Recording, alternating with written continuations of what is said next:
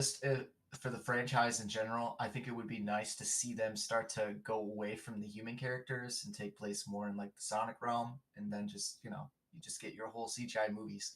I Yeah. don't see the point of continuing to bring in these CGI characters and have them continue to be in our world. Is all I'm getting at. I mean, Sonic's world has all. I mean, a lot of stuff in the Sonic franchise and stuff has a lot of the time taking place in a human-like world. I played So Sonic 06, I remember.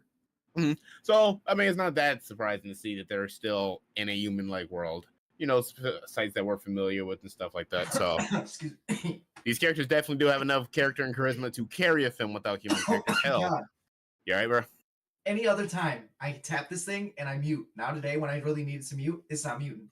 Oh, damn. Come on now. No. I hear you still.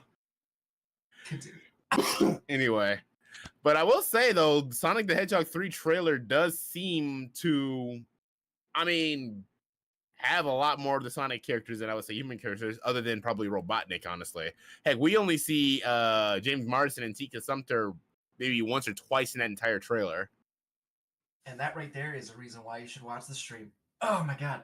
I'm good. Like a bloody frames, it surges like a bloody frames.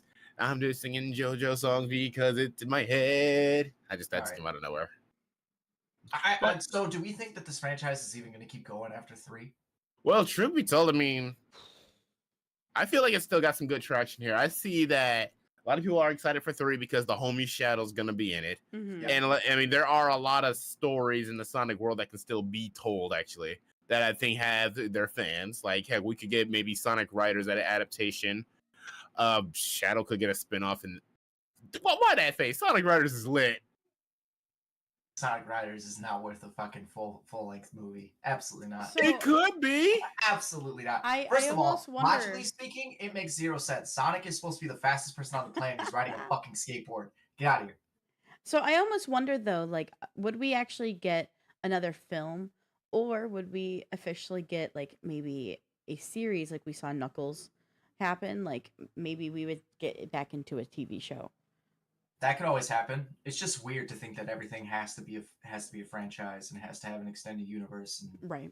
everything like that. But I'm with you. Now that you brought that up, this will probably go more into the route of TV shows. And then yeah, she'll just be another machine that keeps it chucking. I Yeah. will definitely say if they decide to go the TV show route, they'll have to do a better job than they did with Knuckles.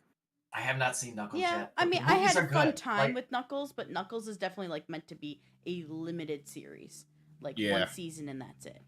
I just want to give this whole franchise credit for making good movies. Like we do Yeah, enjoy these no, movies. for They are sure. good. You guys remember the days where I was expecting a horrible first Sonic movie and it disappointed me by being good? They had a shot. There was a shot that it was going to be bad. You know? Yeah, there I was. remember that design. Oh, I think we Yeah. all do. I still kind of wonder what would the OG designs of other characters been if they stuck with that OG one. I'm glad they got their heads out of their asses and rectified that mistake. And now we have this very wonderful burgeoning film franchise. It's great. And as you were saying earlier, everybody that's in it, the talent of actors, both voice and live action actors are really good. Everybody understands what this is. Everybody's having a good time, and it's showing on the screen. So yeah, for sure. Sarah Paulson wants to play fucking Rouge. Bring it. I wonder if they keep also continue what other people will voice certain characters. Like who we want to see voice Amy? I don't want to get that involved. I really don't. I hate the characters outside of the ones that are about to be in this movie. Shadow is as far as I want to go. I think the characters after that just get more lame and more annoying. And like I don't care about Amy. I don't care about Rouge. I don't care about the big bunny looking motherfucker. Like Big I don't cat. I don't care. I don't care.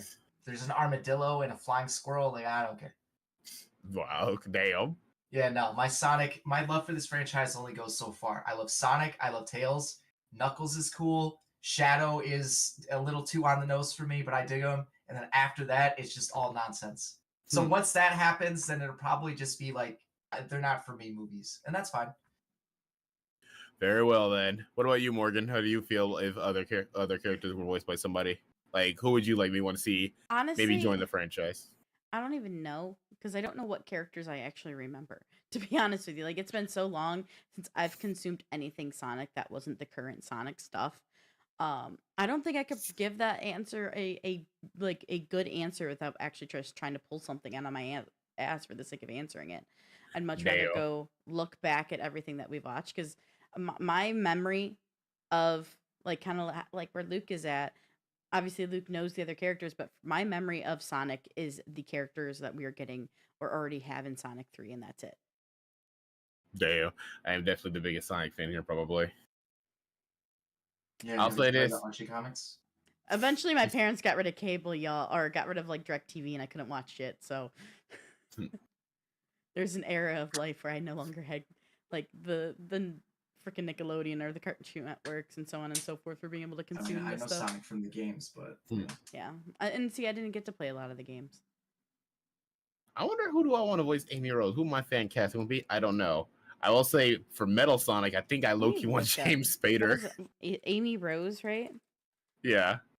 Oh, what's that? And I've recently watched Age of Ultron again, so James Spader as Ultron was on the brain. He was good at that. Amy Rose. Yeah, it's just getting a little too ridiculous for me after that point. But now if Sarah Paulson wants to do it, that's cool. Very well then. All right then. Well, we'll end that news story there. Just lurking while I play League. Thank you. We appreciate the lurk. Yeah, thank you for the lurk. All right. For our next bit of news, let's just have a moment of silence here because famed actress Maggie Smith has sadly passed at the age of 89. If you don't know who Maggie Smith is, you'll remember her best probably as Professor McGonagall in the Harry Potter franchise. And you also would know her from Downton Abbey. Was one of her most recent bigger roles. Gotcha. Now, I don't have a wand, but I do have a toothbrush, so something up. I love her in Hook.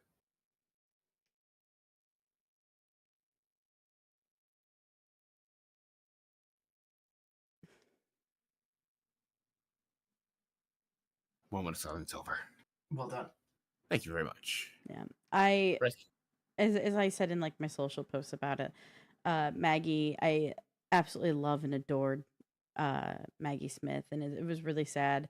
That was one of the few that like I knew would hit me, and I did get I got misty. Not gonna lie, when I got the news last week, but Professor McGonagall was very much helped shape who I was a young girl. Like McGonagall and Hermione, I definitely like looked as like little icons for little old me growing up with the Harry Potter franchise. So yeah, I'm sure that does not surprise anyone. Never mind. We'll talk about that another day.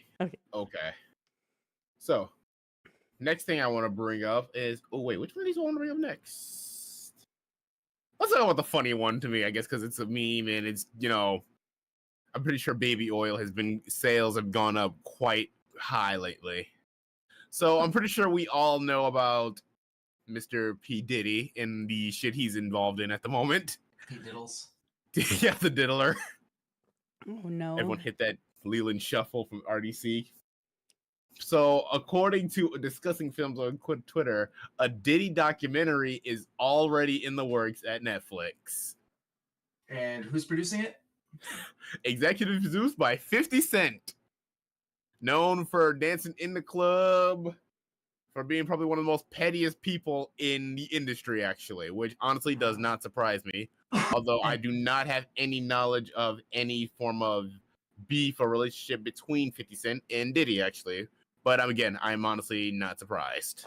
That's why I think this is both hilarious and I'm intrigued by it, because if 50 is producing it, then like it's probably gonna be a pretty hardcore, pretty like fuck Diddy type of documentary, which it absolutely should be. Sure. There's the Vince McMahon one out right now, and there's a lot of there's actually, for me personally, I don't think it does enough to really paint Vince McMahon in like a negative light. I think it should do more of that because the dude is super screwed up. But I can tell that because they even say it in the documentary, a lot of these interviews and things that you're going to see were done before the allegations came out. So it definitely feels like they were making something that was just supposed to be a documentary, and then shitty stuff happened and they kind of pivoted. All the shitty stuff's out. There's no things that they've done already. So when they start to put things together for this, and 50 Cent is behind it, It's probably just gonna be all like fuck you, middle Diddy. fingers to Diddy. I can see it. 50 Cent is one of the most pettiest dudes in the industry. Oh yeah, He's also pretty real. He's actually pretty real. I'll give him that too, honestly. 50? Yeah. Yeah. So I'm looking forward to this. Yeah, cool. I'll watch it because, I mean, there's a lot that has come out with it, but it's been so much that I can't even focus on, like, wait, when did this happen? What about the last thing I just heard about with this whole case? Like, what is going on? What's actually in those baby oil things? I heard it wasn't even baby oil. And where was he getting them from? Because apparently he didn't buy it from Costco. Because Costco even came on and said, we don't sell baby oil. Costco doesn't sell baby oil since when? According to Costco, they don't. After that came out where Diddy's lawyer, I think, said that he mass bought it from Costco. That would be a hell of like a tie-in. Costco. I can definitely tell you now that, I've been seeing memes and pranks of a lot of people buying a whole lot of baby oil. Dead. Also, I'm scared I'm also very scared to read the list of maybe people involved in these parties. Yeah, the list is going to be wild. And I mean, honestly, this is a really hot story out there. So I'm not really surprised that someone's hopping on trying to immediately start a documentary. They want to hop on while the story's hot, make the money. God, I while it's love hot. the way you say documentary. What? What? No, we do this every time you say the word documentary, and it makes me laugh. What, do I say it weird? No. I didn't notice. No, you say it like how Morgan says it. That's all that matters. Say documentary. Documentary. That's not how she says it. She goes documentary every time. Oh, documentary? Yeah, that's documentary. No, you say documentary. That's how you say documentary. It. Yeah. What's weird about it? Documentary. I call it a documentary, but I mean, I'm gonna start calling it a doc-oc. That'd be great. I'm sorry, I wasn't trying to do anything. In quick type, I always shorten it to docu. So. Yeah, so how you feel about it? Are you excited to watch this? Do you even care? No. Look, I actually low-key do. Because I just kind of do want to know all the deets of everything, honestly, because these kind of... No, the reason I'm actually mostly intrigued about this is literally because of a Cat Williams interview that happened at the beginning of 2024. Where he practically just predicted, like, listen, shit's going down, is going to go down in the industry. Like, lies are going to get exposed. And, like, I think Cat has so far not been wrong. Because some shit has come out and shit has happened. And now with this whole Diddy thing and how deep it runs, it seems like I'm like, yeah, I'm glad my ambitions from going to Hollywood to be a director or anything like that changed completely because I hate Hollywood nowadays. Yeah. And I definitely think this needed to happen, you know, because it's one of those things where like you figure it, that was happening, and then you find out, oh no, it really was, and you go, oh, shit. Also, I can't wait to see who on that list am I not allowed to like anymore. Yeah, that's a bummer too. It's gonna be a lot of people. It's going, yep. Well, yeah, cool. 50's gonna get after it. Awesome. All right, 50. All right, and here's our last bit of news. Us three sort of did talk about this last night when we were hanging out, but according to a few reports, actually, Andy Serkis will reportedly play Null in Venom: The Last Dance, and he is also set to appear in other projects after. I hope so. I love Andy Serkis so much. He's, by the way, guys, I just found out today he's gonna be at the Motor City Comic Con. So, yeah. Yeah, you trying to go? Oh, fuck yeah, bud. We also have Ray Parks, who's Darth Maul. And Toad! Mm-hmm. Oh, yeah, no, that's right. That's right. Robert Englund's going to be there for Nightmare on Elm Street. Yeah. Oh, shit! Yep. Yeah. Yo, I think my boy Akeem talked about trying to get a few of us in that crew to go to Comic-Con this year as well anyway. Well, yeah, I hope I can make it. I'll be there. I'm going to start playing. I get home on the 7th from enjoying Halloween in Arizona and then hopping right over to that. Hell yeah. Sounds like a hell of a day. But yeah, Andy Serkis playing Null. So Morgan, how do you feel about it? You don't know anything about this. I don't know shit about the character, but it is Andy Serkis, so I am on board. I feel the same way, and I do know about the character, but I'm sorry. Go ahead. No, you're good. It's just say it now. Everybody can remember it here, now, and forever, and I will definitely say it again. Andy Serkis is in like a very high tier for me for actors. Fucking love that guy. I would love the chance to work with him one day. He's a fearless dude. It's crazy. He deserves some more credit for some of the shit that he's done. 100%. I love the dude as well. I love him as Caesar. He's great as Gollum. I love his take on the Jungle Book movie. His directing in Venom, Let There Be Carnage. Actually, Yes. hold on. I like it's more the filmmaking aspect of it because there's a lot of filmmaking stuff that I really appreciate in Venom, Let There Be Carnage. Actually, And he's That's what I'm he's getting really at. good at the filmmaking side of things. I think Let There Be Carnage was what it is because of the studio and the fact that they wouldn't grow a pair and let it be Mhm. R-rated. But the way it looked, the way it's shot, color grading, cinematography, aspect ratio, and even the special effects, like it looks really good. Like it really does, in my opinion. Yeah, no, it does feel a little bit grittier as compared to the first one. I do gotta admit. Mm-hmm. Yeah, if he plays Null, I'm cool with it. I'm not gonna lie, I had read somewhere that maybe Norman Reedus was gonna do it. That honestly would probably be my pick. But I don't have a problem with Andy Serkis. So this would probably be more of a mocap situation, or hopefully they put him in like some really I was sweet gonna makeup. say, But either is way, it I can is get it down with it. NULL? Or KNULL. that's what I meant. Okay, I just wanted to see what the character looked like. Knull. Um, Badass character. I had mentioned this before. He is a phenomenal character, phenomenal villain. He is definitely a world ender, and it is a bummer that I'm gonna get this really watered down version, like I have with everything else in this fucking film franchise. Yeah, no, because I mean the whole story with him is when he comes to Earth, he is like reclaiming symbiotes and stuff, and he can pretty much control anybody that's had a symbiote, which in the Marvel universe is everybody. So yeah, it's a really, really awesome storyline. I'm excited to get a watered down version. I'm just intrigued to see how he's done live. I see if it's gonna be bad, if it's gonna be decent at least. I'm hoping for at least decent because these movies have been they haven't always been the best with some of the representation. Like It's not going to be what I want. I mean, like, that's why I keep saying watered down version. I got a watered down version of Carnage. I've already got a watered down version of Venom. Now I'm getting a watered down version of Null. Does it work in this context, in this universe? Sure. But it's not what I want. So it is what it is. I'm still going to watch it because at least I get to see it. And they put enough thought into it to give me a baseline for what the character is. Because Carnage's intro in Let There Be Carnage is pretty sick. He's awesome in those scenes.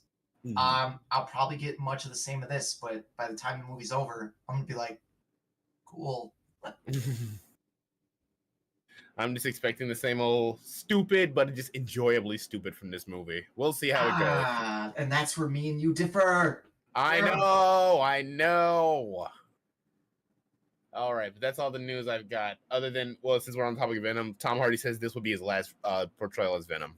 Makes sense. Yeah. Thank you. You did. You did good. You had fun. You had fun. We had fun with this. Even if you don't like it, it's watered down. You can't deny we had fun at least either liking some stuff or making fun of some stuff. Come on, man. Yeah, once everything is over and I get this film, because I always see the potential, and then they give me something like, oh, you're gonna get Carnage. I go, all right, cool. So you have a chance to save it. And then I see the movie and I go, ah, shit. And now I'm getting Null. And now I'm like, I know exactly what you're going to do. So I'm ready for it. So maybe I'll enjoy it more. Funny enough, that's why I like Let There Be Carnage, because I watched the first Venom and I'm like, the first one was stupid. I mean, it wasn't like as good as it could have been. I mean, I was expecting it to be bad from the very first trailer, but then more trailers come like, okay, this doesn't look good, but it looks at least fun. And like, yeah, and I was like, all right, it was exactly what I thought. It was dumb, but it was fun. It had some cool shit. And once Let There Be Carnage coming, like, I had my hesitations with some stuff. Yeah. Yep. Mm-hmm. So same deal. That's cool. If it's Andy Serkis, awesome. If it's somebody else, cool. Wait, hold on. I might have one last bit of news that I just found on Twitter from Total Film, actually. I don't know how likely this is, but someone just said Sherlock can return one day. Benedict Cumberbatch Sherlock. Oh, that'd be fun. I did not watch that show.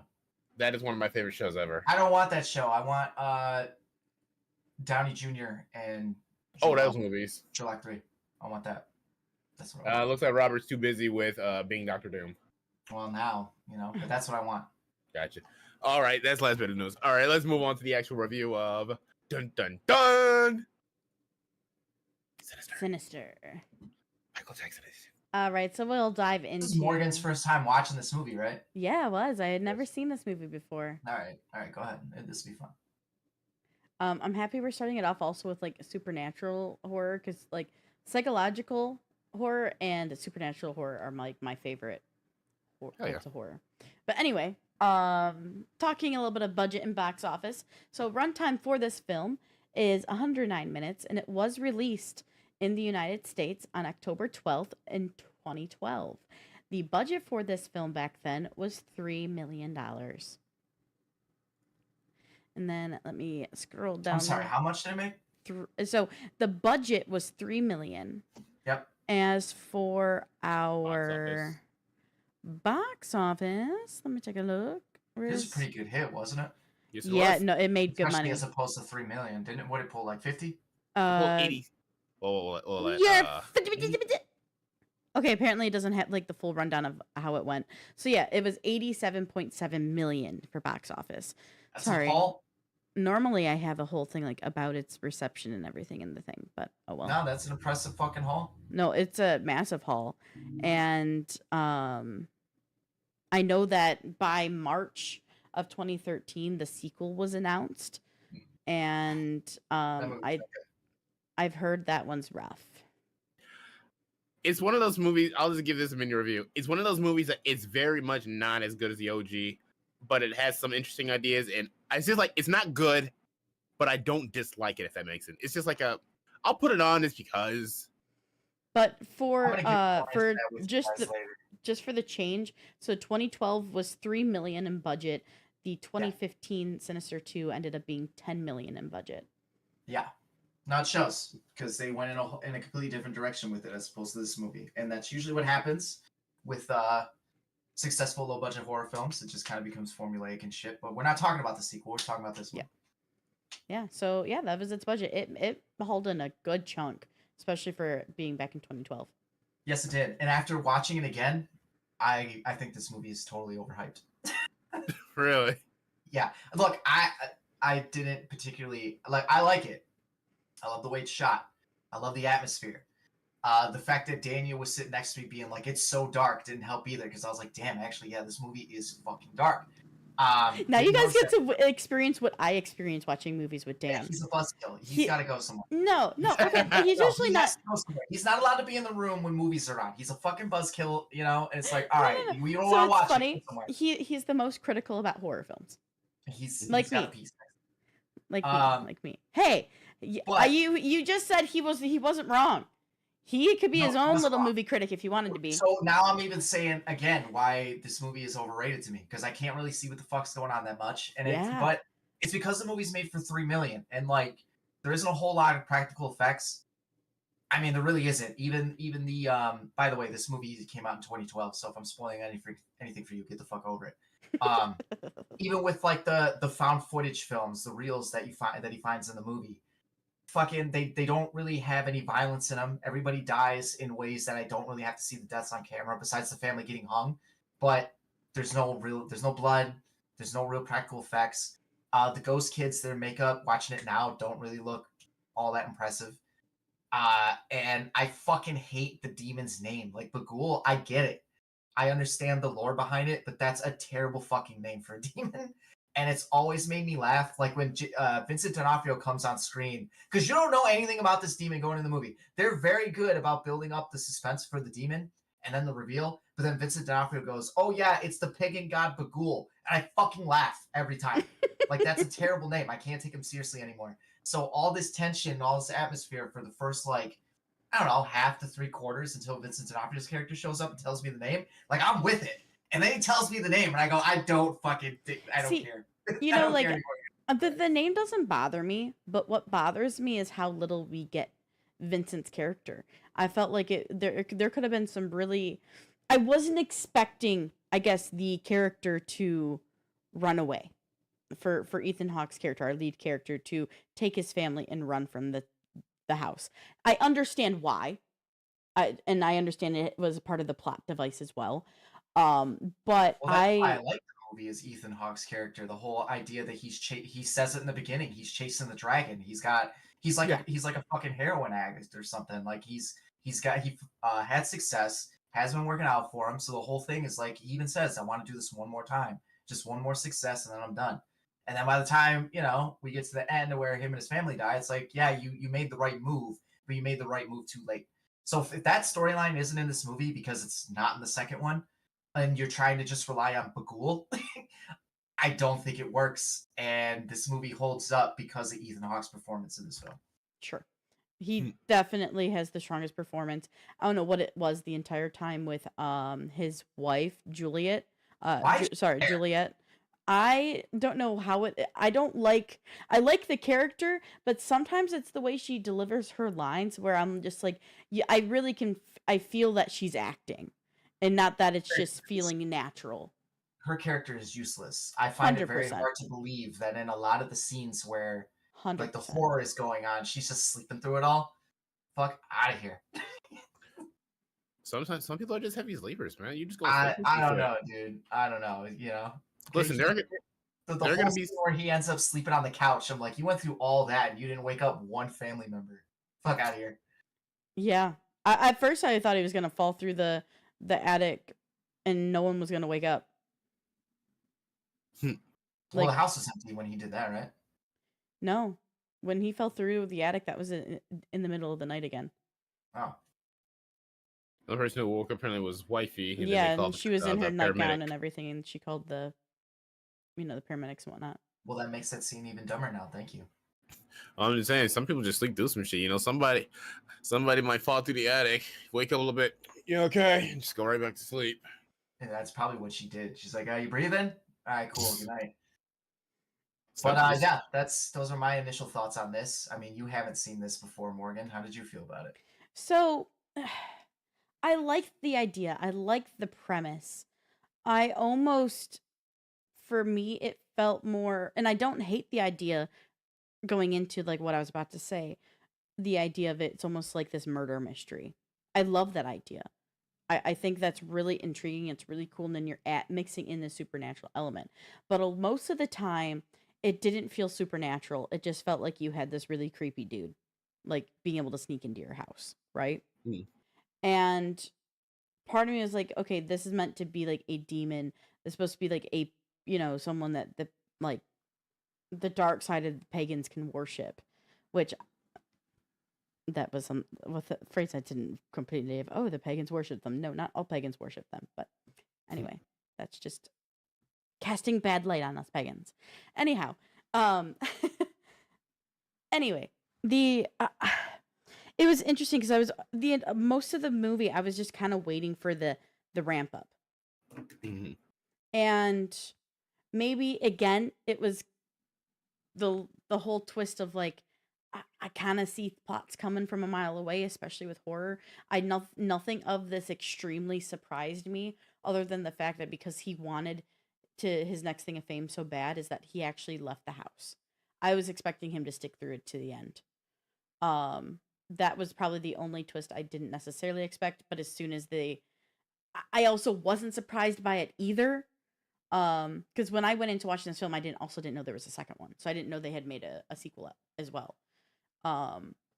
And it's well, I argue that they shouldn't have, but I mean that's sure, but like no, if I had gone in knowing that there was a sequel, I was probably like, oh yeah, he's gonna die. Like part of me was like, is he going to be the one to catch and end this demon, this creature? That's kind of like a part of me wanted it to go almost like Insidious style, where like no, he takes down this entity, right? So I guess that's kind of like for me there was like me I liked the idea, I liked the premise. I didn't hate like I liked that it was dark, but I didn't love how dark it was. Like I think the style it was nice, but at times like you were saying that Dan said, it was hard to see some shit that was going on. And I think for $3 billion you could have done a little bit more. Instead of 12 watts, can we just have the normal 60-watt bulbs in a couple areas, please? I guess as far as like, I want to compliment the feel of the movie. No, for sure. Like there is a vibe that it gives, and it gives it well. And I really like Ethan Hawke's performance. Well, it's This, the mystery, like you were saying. yeah, yeah. I almost wish they had dived deeper into like him eventually. I feel like they wanted to, like, this whole idea of him being an alcoholic, because he's drinking because he's seeing Well, it's because he's some a of the writer. darkest shit, and he's a Writers writer. drink. Yeah, I know. That's It's the stereotype trope, 100%. But it could have been interesting, like, to see, like, what if he fell into, because of what he saw, into a drunken stupor, and like then we see like this interesting double vision kind of side of things. Like, I think there was more plot points we could have continued with. I would have loved to have had a further plot with the son and his night terrors, and that he was no, seeing stuff of the I didn't like dreams. the kids were getting on my fucking nerves. So the kids were, I don't disagree with you. The kids were getting on my nerves, but they were getting on my nerves because they weren't being utilized. Like, all of the cast except for Detective So and So, I didn't hate his character, didn't love him, but at least he was useful. His name in the fucking movie too. Yep. That's what he's credited as. Yep. And he is the main character of Sinister 2, and he is still called Deputy So and So. Does not get a name. That Can't is do it. hilarious. But yeah, I feel like the mother and both the kids were really utilized. So, especially knowing that It's not about them. a child always goes missing. Like, the twist at the end made sense. I don't know. Like, I like the idea and I like the premise of the film. I did enjoy it, but there was constantly, for me, just like felt like it was missing something, or like I was waiting for it to ramp up a little higher and it didn't. Mhm. So that's kind of where I'm at with it. Okay. All right, then. I guess let me get my thoughts of the film out there now that the newcomer and someone who's seen it but now kind of doesn't like it as much anymore. Oh, dude, I'm just getting started, but yeah, it's. Of course you are. Yeah, I still really like this movie. I actually remember when it was coming out that I was really anticipated to watch this film, actually. Also, for side note, Sinister actually has one of my favorite posters, actually, ever, too. Oh, I love that poster. Which poster? It's just the main theatrical release one. You know, I believe it's Ashley just dragging her hand across the wall. Oh, gotcha. Blood leaking, and it makes Michael Jackson's face. If you don't like Bagul, just call him Michael Jackson. Is that better? You're helping me though. Like, this isn't a good villain. This isn't a good monster. You're saying he looks like Michael Jackson. I'm saying he's got a dumb name, and we're just laughing at this character. Go ahead. I'm just making jokes. I'm just making jokes because I actually like Bagul. Go ahead, please. You're saying he looks like Michael Jackson. Tell me how much you like him. Okay. Well, I mean, I really like his design. I suppose I do low key like his design. He reminds me of his face kind of reminds me of a pumpkin, actually. Yeah, so, no, that's fair. The forms thing was cool too. Like, you don't pay enough attention to that. The fact that like the scorpion, which makes, like, when you first see it, it makes no sense, and then the snake too. But no, those are just Bagul forms. That's and then cool. And then the dog. Feels silly saying his name. Yeah, there was a horse we never got. Actually, yeah, Mr. Boogie. Yeah, that actually works because the kids are writing it, and that's what they call him, which makes it a little more creepy. Like, who are you talking to? I'm talking to my imaginary friend, Mr. Boogie. It's the pagan god Bagul. Fuck off. Like, obviously, it would have taken away from like that twist at the end that I already saw coming because of everything else that we heard about a missing child. But like, my whole thing is like, I almost would have preferred like, oh yeah, I was talking to my friend. Like, instead of like, we get a moment with his daughter, with the girl that's missing, the most recent girl, and like, cool, great, creepy, love that. I want more of that. Make these kids matter more. Or maybe like the son, like maybe he's trying to choose which child he goes with, and maybe that's part of like why the son's getting his night terrors, and we see it into a side of his night terror. Like, there's just like other plot points that I would love to have to make this even creepier, and to give this boogeyman his like a stronger foothold and just an even deeper creep factor. You know, funny enough you say that, because Sinister 2 actually kind of does that. It actually focuses on, I mean, we're just going to get into the sequel just a little bit, on two twin boys who are seeing Bagul, also ghost kids, who do we ever plan on reviewing Sinister 2, or are you guys talking about it? Who knows, but I still don't want to do it tonight. Yeah, we don't have to, but like what you're saying, Morgan, they kind of do that, actually. You're seeing two kids who are literally being they both see things. One kid is being more focused on, but you know, he has more sense, and then they go to the other kid actually because he's actually jealous that the other brother's getting the attention. Actually, gotcha. Not to mention too, like we do see a lot more Bagul in Sinister 2.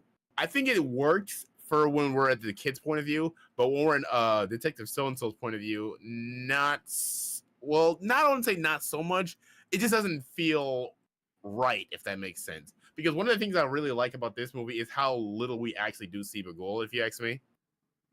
Yeah. Like the most we see him in is like, okay, we see him in the snuff films. Of course, he's watching and everything like that. Then of course he'll take the children.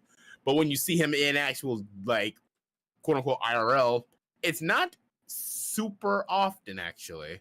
And I do like he's not very much always there, but I feel like you do definitely feel his presence honestly too. My actual favorite scene with him is when Ethan Hawke's character just looking through some police reports and stuff like that, and he has like a picture of him on his laptop, and he just looks at him.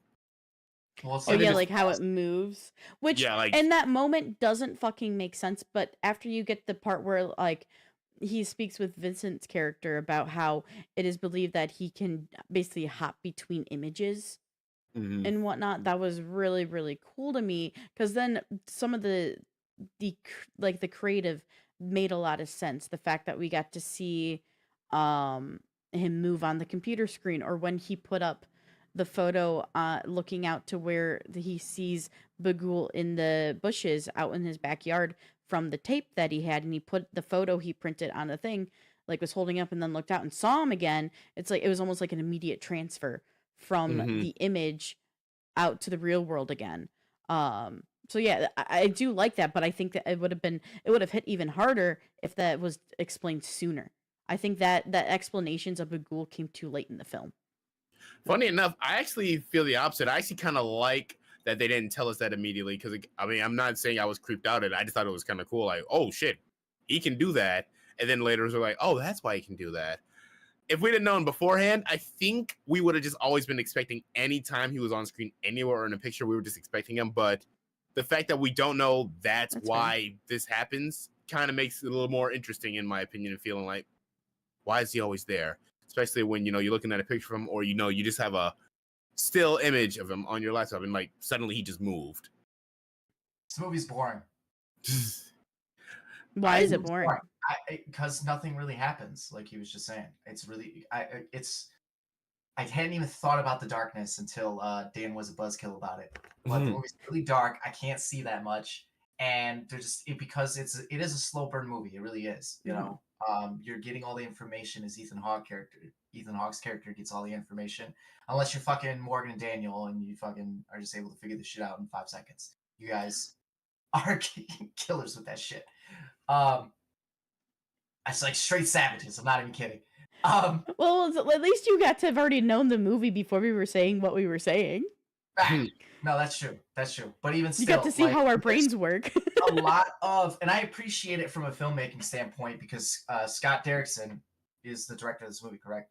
Yes, it is. Okay, Scott Derrickson obviously has an appreciation for old style filmmaking, so you see a lot with the Super 8, and there's two different instances where all he does is sit at a desk. This is Ethan Hawke's character sits at a desk and edits Super 8 film for like 5 minutes. That's 10 minutes worth of movie where all he's doing is just fucking around with old film, right? Not to mention all the other stuff because he gives you the whole process of taking out the reel, editing it, putting it back in the reel, putting on the projector, feeding it through, boom, he turns it on. This movie is 1 hour and 45 to 2 hours, I would imagine, and there's probably a good half hour of footage of just Ethan Hawke setting up a projector. And it's awesome. They do a really good job of presenting it to me in the movie to make it as exciting as it can be. But now, given the fact that I've seen this more than enough times, I'm just watching my man play with Super 8 film, and that's the scene. There's nothing else going on. That's it. I'm okay with watching that because I like editing and stuff like that, so I find it interesting. Well, the editing in the movie makes him editing very interesting, yeah. And they have him do it in the allotted like 10 minutes, like I was saying. But otherwise, if we were doing that in real life, it'd probably be like an hour or two. But he's definitely putting in his time into this investigation, which I do appreciate. I really do appreciate. But there's too many jump scares in this movie, which surprised me because I didn't remember there being that many jump scares. But there's quite a few. And I don't think they've aged very well. I'm happy there weren't more. Well, that's the sequel. Oh yeah, that is a sequel. I will. So I'd say few of I'm those sorry. jump scares. I'm sorry. A few of those jump scares I always knew because it was one of those cases where you gotta say, hey, the trailer showed us some stuff. So there are some jump scares I knew were gonna come. Sure. Right. But then there were some that I didn't know that were gonna come that I felt were the actual effective ones, in my opinion. Like the one where he's in the dark and the little girl like pops up. Like, okay, that one got me the first time because I didn't see that coming.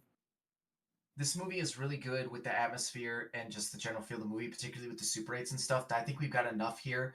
Enough just you know, I like feeling that there's something there instead of getting that stupid jump scare and being proved like, oh yeah, there's something there. Like a Hereditary is very good at doing it. There's something there, and you just see it off in the distance, and that's the scare. Like it's not actually the jump scare shit. I think this movie is tailor made for that, but it just when it really comes to those moments where I think it really needs to stick the landing with the scares, it opts for the jump scare, and I don't appreciate it every time. Agreed. Fair enough. Yeah, I ain't never gonna complain about too many of the jump scares because there's a lot of films that I feel are way more scarier when they don't have a lot of jump scares actually, except for maybe like a couple. But this is definitely the age. This is Blumhouse. Like I know Morgan, you said last night that you were actually like kind of okay with that because you say Blumhouse puts out some good stuff. But truth be told, like I would say Blumhouse is definitely a studio that I'm like I feel like you guys are a little more reliant on jump scares sometimes rather than really freaking audiences out or someone like me. When I said that as well, not just with horror. This is also 2012 too when this came out, guys. This is still like Blumhouse in its infancy, but they were putting out some bangers, and I would put this up there. It's only through the lens of watching it 12 years later that I'm like, all right, there's some shit that doesn't stick out, but this, the first Insidious, they still had Paranormal Activity. God, what else did they have at the time? But putting out some hits. Why does Blumhouse have Tooth Fairy under their name? The Rock Tooth Fairy movie? What? When did that come out? Does it say? 2010. Yeah, I remember that. I think I do vaguely remember that shit. And they also put out a lot of stinkers. They put out a lot of movies. Yeah. This is still early Blumhouse, and it's cool to go back and see the movies that they were taking chances on because that's all they were doing. Just taking chances on everything because Blumhouse Neil Blum is very much like, I want to make movies for dirt cheap. That's it. I'll make anything, but you're only going to make it for $5. So the fact that this came out for $3 million doesn't surprise me. But then, you get a hit on your hands. And that studio gets greedy. That was their whole operation. I think it still is, but I like the fact that they're upping the budget a little bit. Like it's 10, 20 million now, not necessarily 3. Yeah. Anyway, so going back to, I want to rewind actually, because another thing that I actually like about it, because I know you say it's a slow burn and you think it's kind of boring. I actually don't find it boring because I low-key really like horror that involves investigative crime reporting. So actually, I'm right there with you. So I love 7. 7's not boring now. Like I didn't find it boring because I really did like when we were getting the new, and all of a sudden a new thing would show up and he would get more. Like I really liked being able to kind of uncover the larger case that he had and didn't realize he had. I don't know. I really enjoyed that, and I wanted more of that in a way. I almost wanted to be like, I was like so annoyed, like, no, the evidence when he was burning it because I wanted to see the other shit. Maybe I'm just weird and morbid. I don't know. That's also possible. But we both are probably. But I did like it. Could it have been sped up a little bit and paced in some areas better? Yes. But when we were in the actual action of like uncovering the new mysteries, I was fine with the pacing and I loved it. I like just the little stuff that we got to, like how he discovered that one of the murders was taking place in St. Louis. Actually, like, wait, hang on, let me brighten this up. Then like, oh, so this is where this goes into. Like, okay, I got a location. I like that he relied on Deputy so like, listen, I got some info, but not a lot. Can you help me? Like, look, I know when this took place, and I think maybe it was either where it took place or the family name, but like one of those he does not have. Like, look, I need you to do some work here. Yeah. And then also the little moment where he realized, wait, one of these families lived in the house before where one of the other murders took place. And then the end reveal was like, I find this hilarious because, a lot of horror movies, you think when the house is haunted, when shit's going down, get out the fucking house. Simplest answer, right? But I low-key really like that this one was like, no, if you leave, you're screwed. Like, you're done for. Yeah. So that is a nice choice on that trope, I love that. I first watched like, Oh crap! Oh no! I like how subtle his Ethan Hawke's performance is when he gets that news. It's like, oh god, like oh god, like still stick. Well, okay, what's his extended ending? But once Deputy so and so tells him that, you just look on his face, just screams. He's trying not to panic out front, especially on the phone and stuff like that. But you see in his face, in his eyes, he's like, I think his heart skipped like 17 beats. Yeah, he was panicking. Yeah, This and I like totally hinges on his performance. Ethan Hawke's performance in this is really great. I really like Ethan Hawke in He this movie. did do a phenomenal job. I will give him that. Like the things that I dislike about this movie aside, Ethan Hawke did a fantastic job with his material. But yeah, also going back to the whole thing about investigative reporting, stuff like that, because I just remembered, like, this movie, I actually kind of think about the movie The Ring as well, actually, because if I'm really thinking about it, Luke, something you said, like, nothing happens in this movie, I can sort of also say sometimes nothing much happens in The Ring either. I'm not that big of a fan of The Ring. Oh, really? The Japanese one I love. You know? Funny enough, I don't love the Japanese one. Also, not all slow burn movies are created equal. You know what I mean? Like, True. I don't get me wrong. I love a slow burn. I love Hereditary. I love slow burn movies, but like, you got to give me something. I think it depends on the slow burn, honestly, because some slow burns work more than others, and some just like, okay, just get on with it. 100%. I do too. This is one of those movies, and again, I really enjoy the first bits of the movie. The atmosphere, the investigating, Ethan Hawke's performance, the mood, I actually do like that it is kind of dark because I think it adds to the tension of like, where is Bagul at? He could be anywhere. Funny enough, they frame up shots to make you think he might be in the background. They do frame up some shots like that. I like that shit. Funny enough, I never quite complained about the darkness because if you really think about it, like, you know, all these dark scenes you guys were talking about, nothing's actually really happening other than him looking. And you do see what he finds when he finds it. So I'm like, I don't really care that I can't see him just looking room to room. I think I would Alien versus Predator Requiem bad, right? Yeah, like, exactly. You're supposed to see stuff, and that movie's too dark for you to be able to see stuff. Yeah, but when we need to see something in this film, we see it. You see the scorpion, you see the snake, you can see the dog, you can see the ghost kids, you see what you need to. But when there's nothing there, you're like, okay, like I'm not really gonna get mad about it, I suppose. Yeah, I agree. The movie does deserve a lot of credit for that. So, I do enjoy that stuff. It's just really seriously once they reveal his name to me, and that's when I go, you gotta be kidding me. This is the best we could do. This is this infinite, like darkness creature's name. The eater of children is named Bagul, and I actually would have liked it if they would just kept it with Mr. Boogie or whatever. I'm not sure. I mean, this is all personal. Like, I really don't. I just it doesn't bother me. It doesn't either. I think it's just a Luke thing, and it's fine. After that, I can't take him seriously. He already like you were saying. You're already up here saying he looks like Michael Jackson, and he's just a dude with some long hair, a white face, and a suit. Like he kind of looks like Jack Skellington. Also likes children. And also likes children. Like we're just showing how unscary this character is, and they double down on it in the sequel. But like this character is not scary. So once you get past that, it's just a movie of Ethan Hawke just kind of looking around. I have to disagree because I mean the first time and even to this day I still find Bagul quite creepy, particularly in the first film again because we don't see that much of him. He's creepy in the Super 8 films. He is not creepy in the house. That is definitely the most creepy because you're like watching like what the hell is that? Yeah, he's just standing menacingly. And then like when you rewatch everything, like shit, he's there too.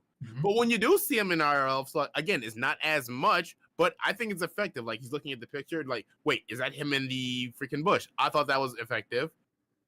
I mean, we see him move in the picture in the the laptop, but you know, Ethan Hawke's character doesn't. So he's like, oh, whatever. I have a recent thing to compare it to. What's that? Long Legs.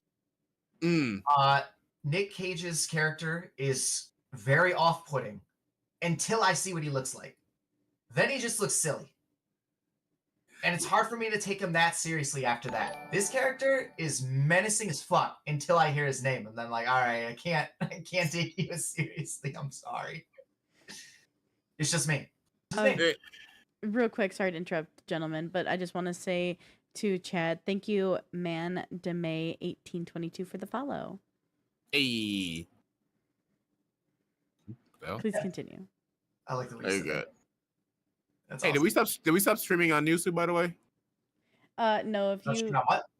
there was a quick buffer in the very beginning. Oh, there we But go. if you go back and retry again, it works fine. On my Yep, found YouTube? it. Yeah. Okay, got it. Thank you. I figured Anyway, that happened for me as well. It freaked me out. But yeah, no, I again, I think this movie is good. It's better than the next one, but definitely. I think we should have just left it here because it does tell a really nice, tight story, and it's very moody. It's very atmospheric. Scott Derrickson definitely knows what he's doing when it comes to a horror film. I have similar feelings about The Black Phone. That is also a Scott Derrickson, Ethan Hawke film. I like that movie as well, but I still could have some of the same I've gripes. still never had the particularly chance with to see it. I will.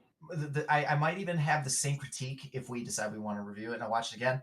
That not that much really happens, but I think that movie is, and again, I got to watch it again, but I think the movie is more effective at not making me feel bored because there isn't that much that happens, but it's a better made, not that much happens. Mm. If that makes sense. Yeah. Okay, that's fair enough. But yeah, I'm still on the boat. Boat of like I really like Sinister. I like Bagul. I mean, I know you can't see. There you go. Oh, you call Michael Jackson. That's even worse. I mean, look, I just make jokes about shit. Okay, I'm gonna make jokes about a lot of things that I watch. Okay, That's like, fair. Fair.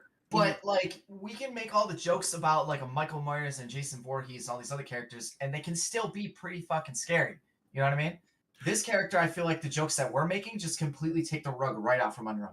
I don't full on see that because I'm making the jokes and stuff like that. I'm like, I still think he's menacing and creepy as fuck. It's typically in the first film, and only some moments in the second film, but depends on which moments they are, honestly. Because I think Sinister 2 suffers the issue of we see more of him, so I think some of his menace is gone. He's just a slasher villain in the second one. Not even that. Like he's just more there. He's not killing no one. He's more of I'm here to spook you and stuff like that. But yeah, well, all right, fine. They opt for the jump scare shit, you know. Yeah, exactly. That's more the thing. Is not more. Yep. Sometimes the quote Akira Toriyama when he talked about Final Form Frieza, less is more. Yeah. So other than that, we haven't really talked much about the actual home videos, actually, too, because I think that provides some pretty good atmosphere, so especially the soundtrack. Oh, I love the creepiest parts of the. Oh yeah, the soundtrack is fucking on point, and without it, I don't think this movie is nearly as good as any of us think it is. But the Super 8 footage is great. I mean, it's got that really gritty feel, and they're killed in ways that seem real. They're very well done. They are the highlight of the movie, without a doubt. Oh, absolutely. I'll also say the pool party one, behind the scenes fact, because I was Dead Meat, James A. Janice actually did cover Sinister 1. I don't remember if he covered Sinister 2. But fun fact about that one actually is that they had divers at the bottom of the pool to give the people who are strapped to the chairs air. And then Nick King, who plays Bagul, actually wear weighted shoes so he'd sink to the bottom, and also had to be given air down there too. Gotta be down there for a minute because that water is very still in the beginning of that scene, so he's already got to be in there. I assume. Yeah, wow. These were done practically, so credit to where credit is due. Seriously, they're the highlight of the movie, man. They just an old school Super 8 camera, no sound, and they're like, let's just fucking do this, man. I'm glad that they planned it as well as they did, because things could have went so wrong with all these things, but well done. I also got to say, too, this is a weird criticism I have, but the point where the film reveals it's the children who's been killing the families and stuff, their little always bothered me for some reason, but actually this was the most creepiest one. Yeah. I don't know, that's such a weird criticism. Like, why y'all look so stupid when you do that? Okay, and that, again, is why I can't just they look dumb when they do it. But I think somehow the kids made up for that stupid little moment.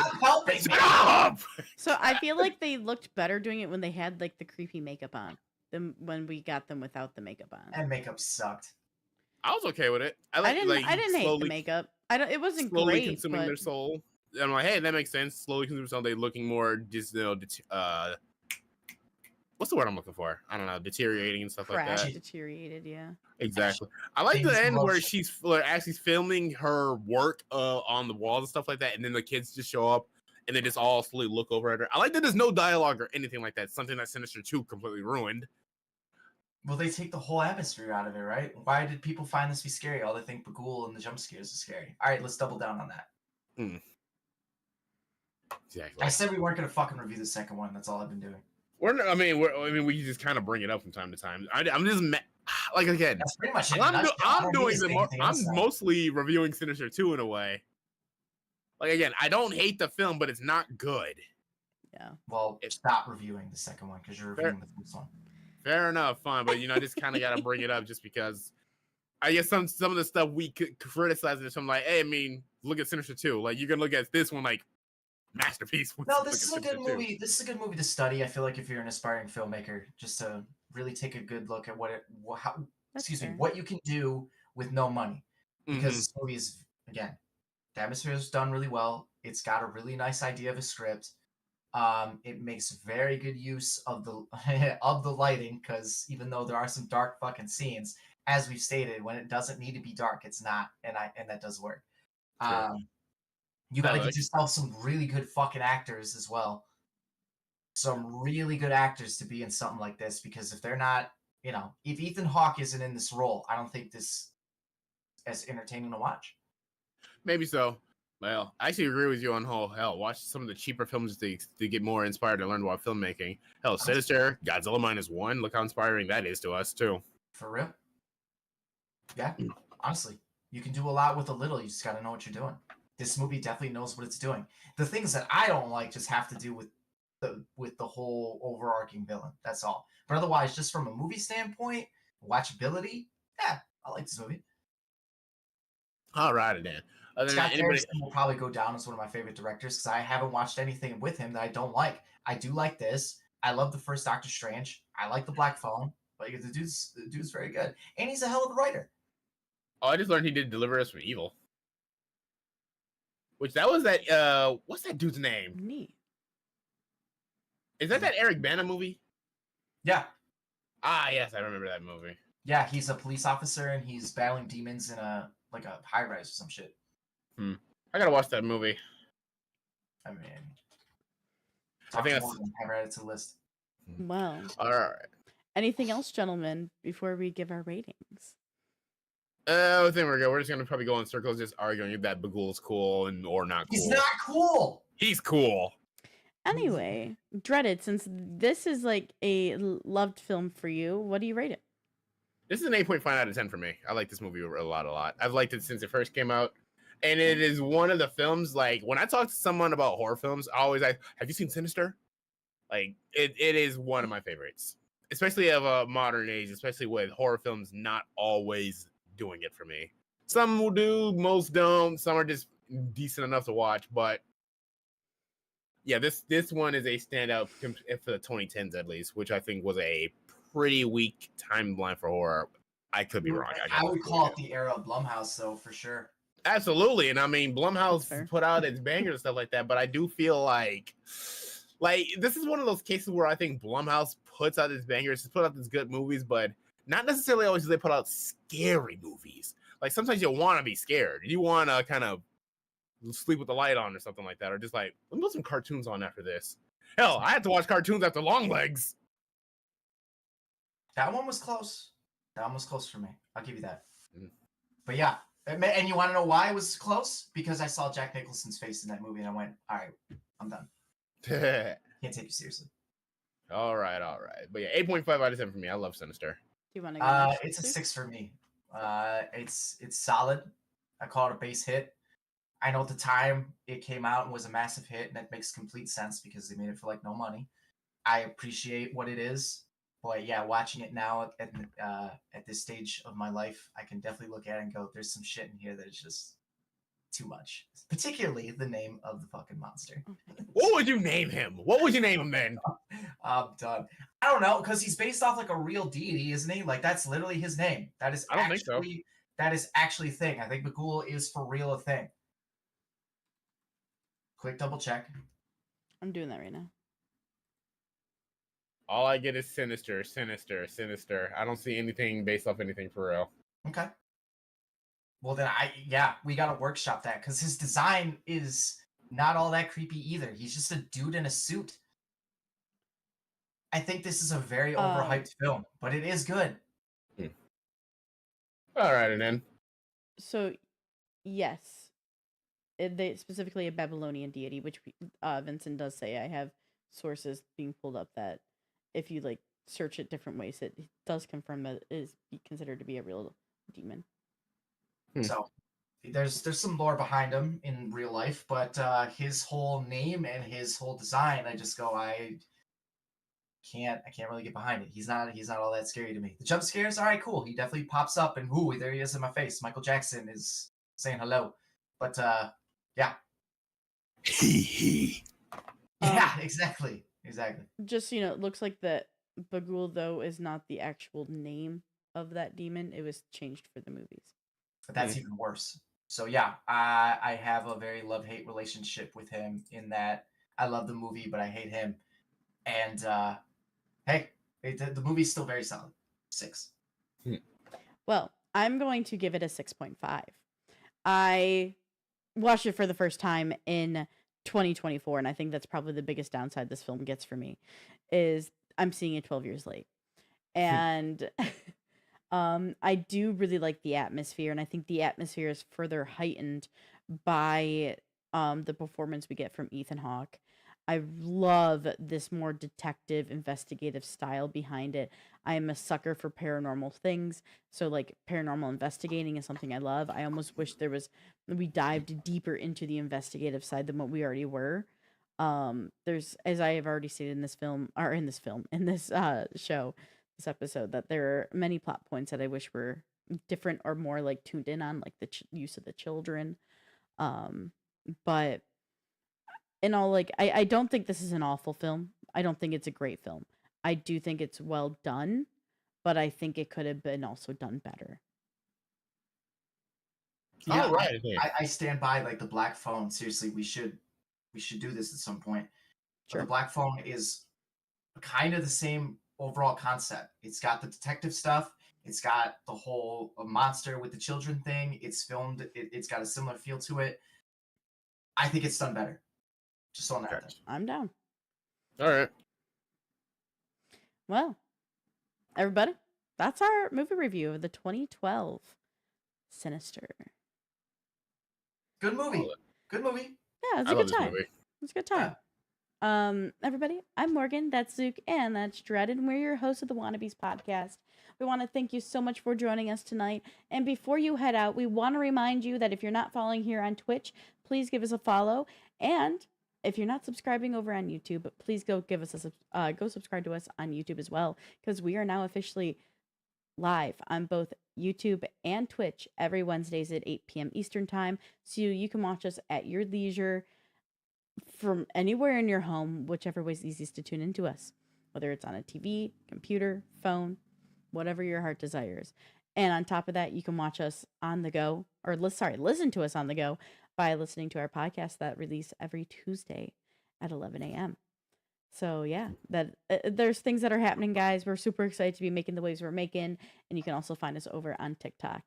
And make sure to follow us on Facebook, Instagram, and Twitter on top of that by searching up Podcast Wanna, because we'll show up, and that way you know when we're going live, what we're reviewing, and yeah, it's a good thing to stay in touch with us. If you don't, I'm gonna send some people to your house to make you subscribe. Candyman.